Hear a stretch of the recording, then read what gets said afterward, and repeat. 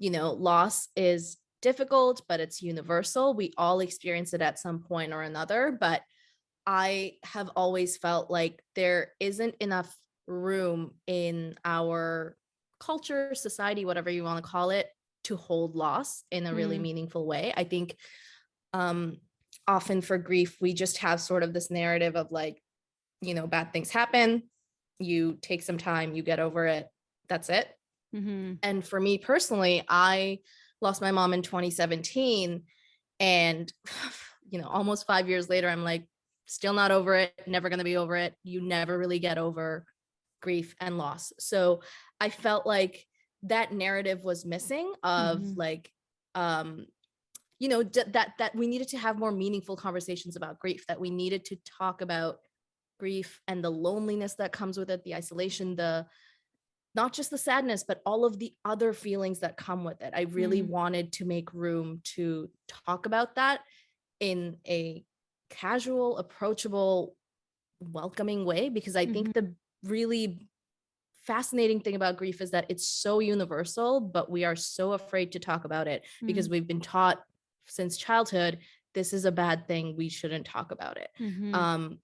It like really spins out for me when I start to go talk about it, but it's like, if you look at social media today, it's such a like perfect encapsulation of everything we've been taught since we were children. It's that happiness is good, sadness is bad. Only post happy things, only highlight or show the happy parts of your life. Do not share the sad things. No one wants to know. Deal with that in your own time, in your therapist office, in your bedroom, in your XYZ private space, in your car when you're driving on the highway. Like you only deal with those things in that way.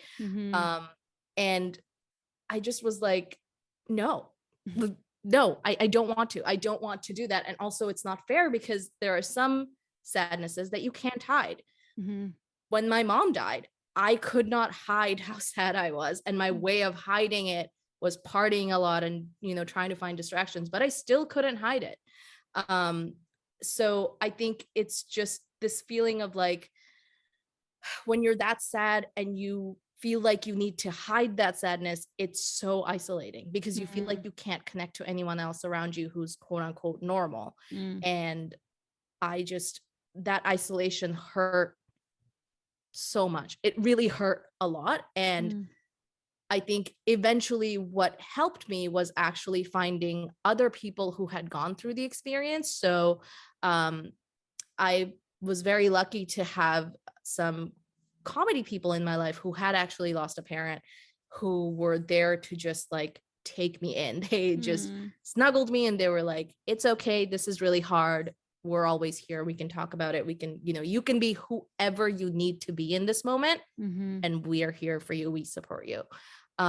So that connection in the midst of this complete isolation of grieving and not being able to explain this grief to anyone, really, like to my coworker that sat in the cubby next to me, I couldn't turn to her and be like, I can't stop thinking about my mom's death right now. Like you can't do that. So finding the connection with people who had lost a parent was like magical. It was so healing.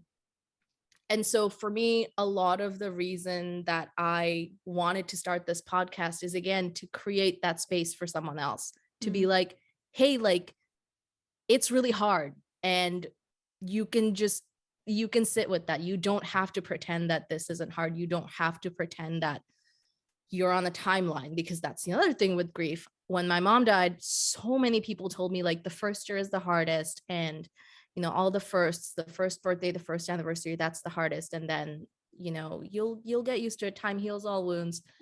Again, almost 5 years, still think about her every single day, still cry often because she was my mom. There's no timeline for healing and grief and grieving. Like you just go at your own pace and do what you need to do, and that's fine, that's allowed. However you need to grieve, however you want to do this, honor this journey, even I don't know what do this is, however you need to live your life with this reality is fine. It is actually allowed. So just that message of like, there is space. There is room for us to talk about grief in a meaningful way and hold space for grief as just a lived experience, not grief as this Hollywood narrative of like, you start sad and then you get better and everything's good. No, doesn't Happily happen ever like that in real after. life. But yeah, absolutely. The movie doesn't. So just there's grief no as a ending. lived experience of just continued sadness is actually okay.